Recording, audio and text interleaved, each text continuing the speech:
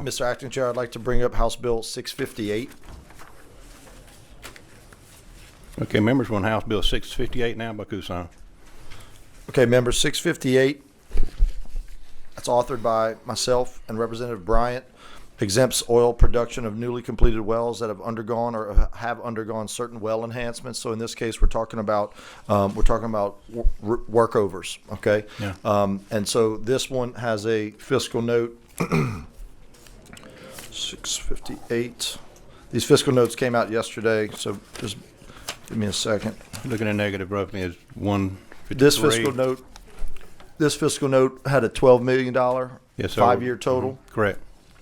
And to the fiscal office's credit, they do provide some pretty in-depth explanation, including Dr. Upton's analysis.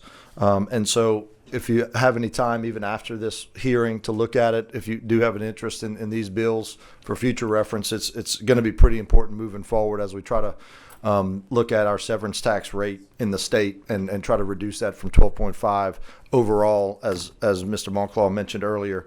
But specific to these wells, I'd like to turn it back over to Dr. Upton to look at the kind of the dynamic analysis of this type of well.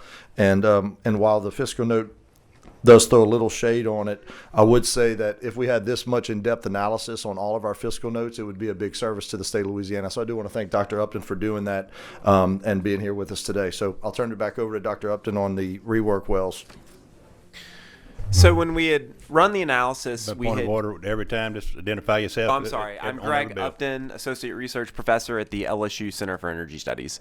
So when we run the analysis, we had considered two different types of wells. The first is, of course, newly drilled wells. So that you think about, you go lease an area, you drill a new well, that starts producing. And what we found was that I think it was 80% of the estimated fiscal impact came from these new wells that were large producers, which is unsurprising. That's how oil and gas industry is. You sort of hit these really big wells, and then you've got a lot of smaller stuff. And then we separately looked at well enhancement. So these are wells that are either currently producing, that you're going to do a rework, and you're going to work over, etc., and that you're going to hope to increase the production of it. Some of these wells are wells that maybe aren't producing at all anymore, and are just sort of what we call idle wells. And you do some work in order to get those producing again. And so what we did is we run the numbers, and what we found was that the static impact over 5 years is about $13 million, which is significantly less. And whenever you take the dynamic scoring into account, you get that to right at $10 million over 5 years. I'll highlight the same thing, that if you look in year 1 and year 2, the difference between the static and dynamic effect is very small. But when you get in that fourth year, and in particular the fifth year, that's whenever you have that's whenever it gets very large, the difference between the static and dynamic. And the reason for that, of course, is because the bill sunsets the exemption in 3 years. And so if you don't sunset it, then that percent difference will be a little bit less. The other thing I want to highlight again is that these numbers are for 5,000 barrels or well payout, whichever occurs first. So for my analysis that I'm showing you here today to be accurate, you would need to add that amendment. If you don't want to add that amendment, that's no problem. Just let me know, and I can rerun these estimates excluding that piece. But of course, the fiscal note will get bigger.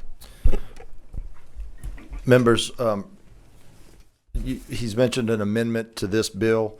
My thought is that Representative Bryan and I are going to continue to work on this bill. So before we start throwing amendments on this one in particular, we're going to bring this hopefully back to the committee after we've discussed with our stakeholders and moving forward, trying to fix this fiscal note just a little bit, tighten it up from the 12 million. So what I'd like to do is, again, I would ask the committee to voluntarily defer this bill on reworks. Now that you've heard kind of the dynamic analysis on that in particular, and we have it into the record, and then I know I've gotten some messages not only about his amendment, but there's also another kind of technical amendment. And so instead of getting into those amendments, ask the committee to consider voluntarily deferring this bill so Representative Bryan and I can continue working with each one of you on tightening up this bill to move it forward through the process. All right, Chairman Casson, we do have cards that's here, so we'd like to go ahead and read those, or Yes, you sir. want Yep. to do that. Representative Bryant, do you want to, after the testimony, you want to speak now?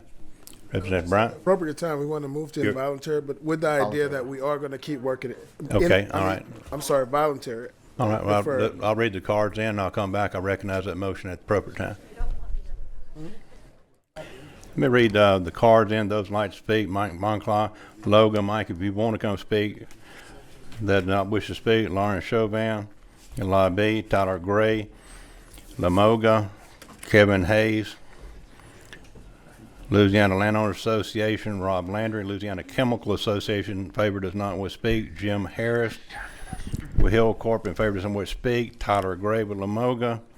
Don Caffrey, Louisiana Landowner Association. If any of those that's in favor would like to speak now, if you can come forward now, be the appropriate time. All right, I read the cards of opposition in. Cards of opposition, that's in opposition would like to speak. Guy Cormier, Police Jury Association of Louisiana. Danny Wilson, in opposition to not wish to speak, Police Jury Association of Louisiana.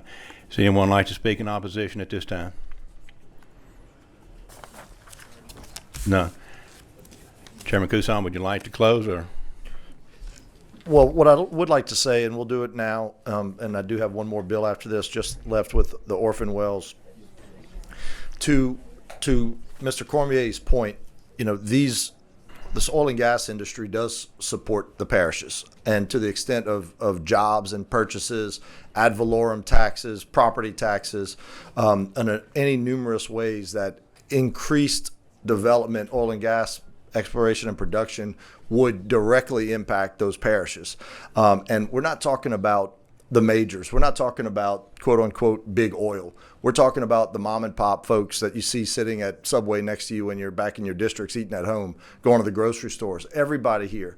These types of wells that we're dealing with, every one of your businesses where you have to put a little pro forma together, you know, from any business that you're dealing with, for profit and loss, and you insert the rate of the oil and gas tax, it's going to, or the severance tax, it's going to directly impact the economics of each individual project.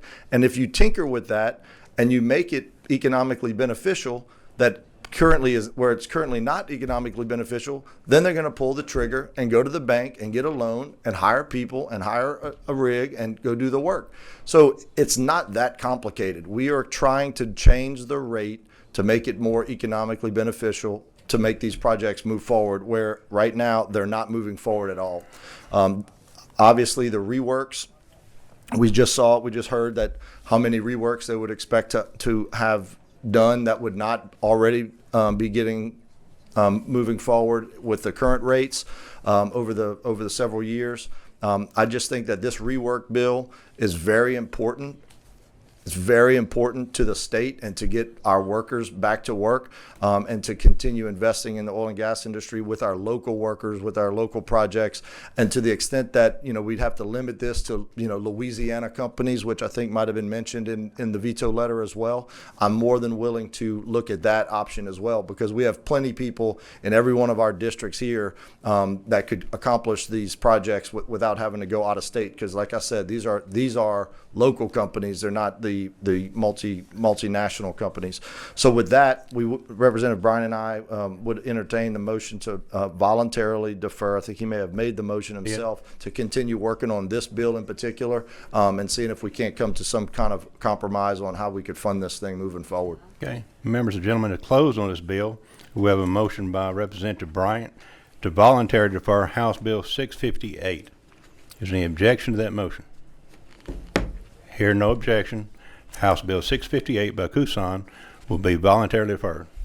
Mr. Chairman, on your next bill, which one would you like to take up? The last one we're dealing with is House Bill 662, by my count, is the last one dealing with our severance tax reductions, and this one has to do with exempting oil and. All right, members want House Bill 662. 662, and this one exempts specific to All right, give us just orphan wells. one Yep, minute, we'll thank get you. it ready. Gotta hit the button.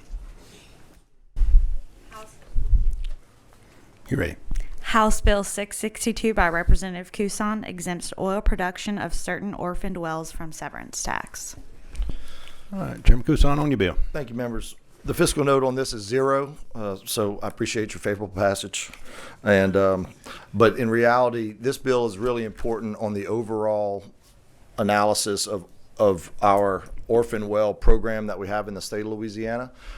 We think that this may incentivize companies to go back in and look at these orphan wells as being economically productive and beneficial if we reduce the rates. I know there is another bill by Senator Alain that I think has an exemption of severance taxes on orphan wells in perpetuity. Mine is for a limited time, so I think it's even more palatable. But Senator Alain and I are going to discuss both of our bills as we move through the process.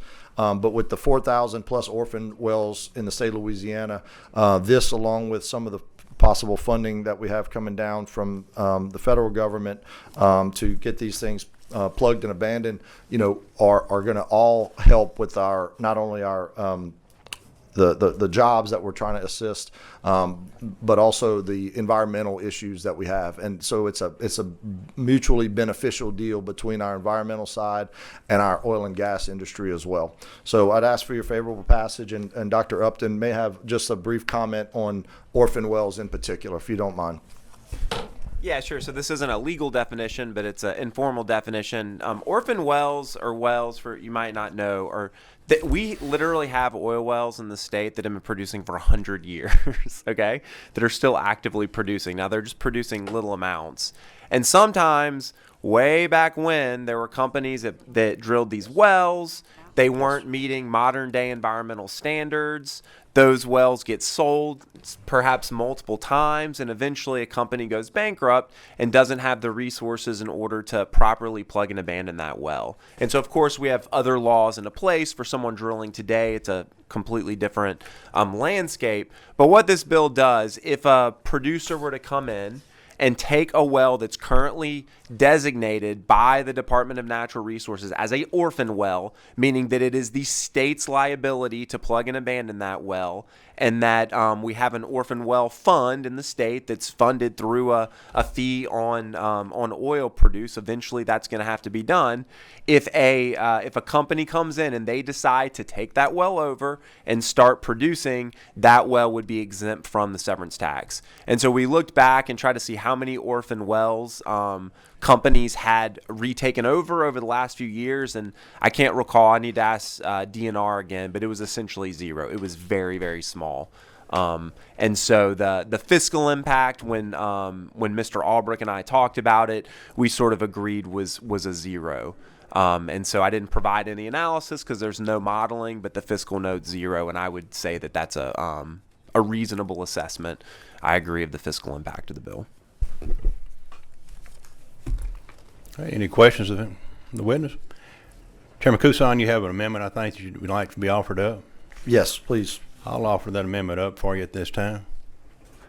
It looks technical in nature. I'm You'll not sure tell how us your what it staff does. would. It just, Yeah, I'm not sure. how on the page staff 2, would- line 28, it deletes the Department of Natural, and then at the beginning of line 29, deletes resources, permitted operation, and complete and. It stops at and. Yep. I'll offer that amendment up. Is there any objection to adopting the amendment? Hear no objection. Amendment 2017 is adopted. Excuse me. Stand by. 2, 4, 6, Yeah, 8. Brett. You got 8. All right. Hearing no objection, 2017 is adopted. 2, House Bill 662.